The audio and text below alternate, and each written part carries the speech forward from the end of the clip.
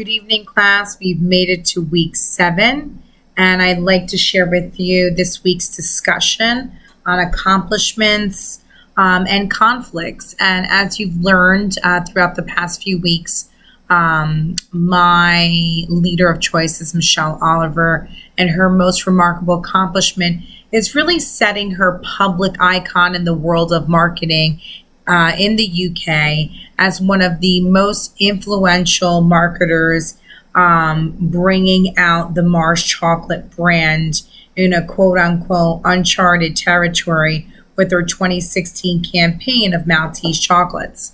Oliver and her team executed an award-winning campaign called Maltesers.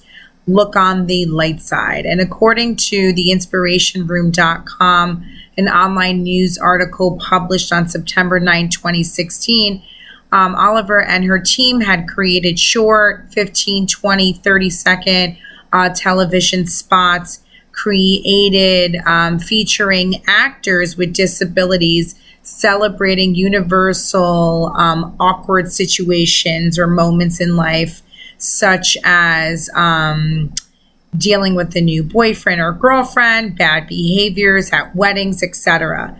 And the television spots exemplified real life situations of those with disability. And according to a YouTube video I found titled Look on the Lighter Side of Disabilities Behind the Scenes video, published on September 7, 2016 by Mars UK, there are 12 million people in the UK with disabilities. That's averaging about 20% of the population. And the campaign went beyond the charts of television, and they were actually featured and aired in the 2016 Olympics in Rio.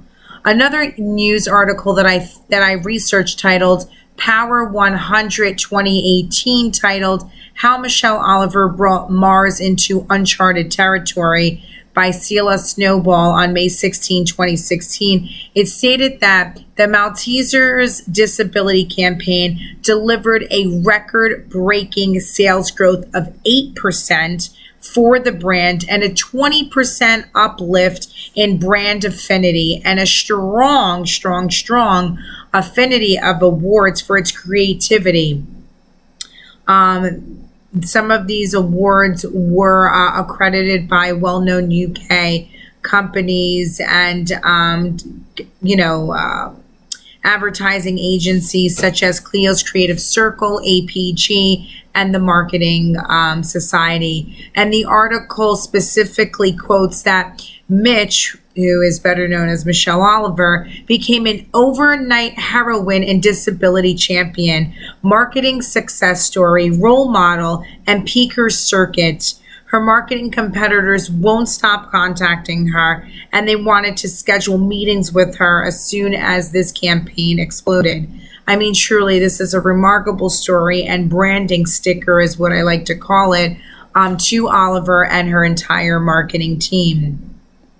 Looking back in the textbook, Michelle Oliver mimics what is better known to us as the McLennan's theory of needs. And according to textbook, these needs are like motivating factors than strict needs for survival. And all three needs define Michelle Oliver's position as, in motivation, as a motivational leader, and of course in her position of management as the global VP of marketing. The first need the book describes is the need for achievement. And in the research that I found, Oliver truly possesses a drive to excel and achieve relationships that she builds between her customers and the chocolate brands. And this is proven beyond its point through the award-winning campaigns that I've discussed and shared throughout the semester. This results in Oliver being named also as the marketing leader of the year for 2017, according to an online publication titled Campaign, produced by the Marketing Society on May 3rd, 2017. The second need is need for power. According to textbooks, this is defined as a need to make others behave in a certain way that they have not behaved prior or otherwise. And this is completely, again, proven through her campaigns driven towards inclusion and diversity across the UK, allowing chocolate lovers to be aware and be comfortable with these factors, such as disabilities, as we know in the one campaign taking place for the chocolate lovers. The third need is the need of affiliation. And in the textbook, it states that it is the need to desire for friendly and close interpersonal relationships. And again, this is another example of bringing these issues alive to the customers. These marketing campaigns that have been diverted into chocolate loving campaigns to get people to buy more candy. She's understanding the targeted niche and understanding of why one must accept these issues that are taking place in the world and specifically in the UK.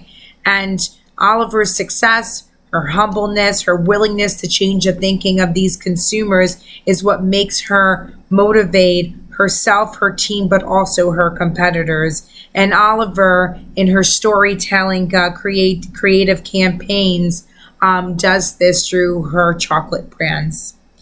Lastly, I'd like to share the greatest conflict Michelle Oliver faces. According to an online article, Marketing Leader of the Year 2017, published on May 3rd, 2017, the greatest challenge rather than conflict Oliver faces is that long-term versus short-term thinking for or of consumers of her campaign. She specifically states in this article, it's going to be an interesting and important year for marketers as the contribution of currency moves and increased prices leading to tight budgets with the highly competitive retail market is likely to lead business focusing on short-term results delivery.